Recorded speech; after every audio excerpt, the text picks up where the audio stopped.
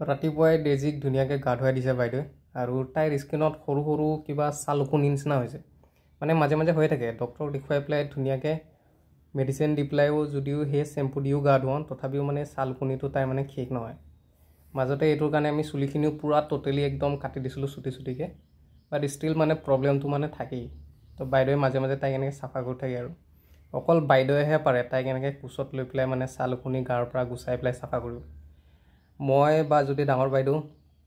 লওঁ তাইক তেতিয়াহ'লে একদম পূৰা দাঁত চাত নিকটিয়াই উলিয়াই মানে কামুৰিবলৈ ধৰে তেনেকুৱা নিচিনা চবেই নোৱাৰে অকল বাইদেৱেহে তাইক মানে সৰুৰ পৰা ডাঙৰ কৰাটো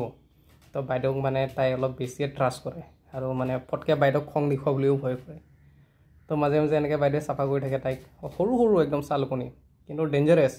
খাই লোৱাৰ লগে লগে মানে জেগাখিনি একদম ৰঙা হৈ পেলাই কিবা ইনফেকশ্যনৰ নিচিনা হৈ যায় সেইকাৰণে মাজে মাজে তাইক চাফা কৰি থাকিব লাগে এই এটা ডেজিৰ আমাৰ সাপ্তাহিক ৰুটিন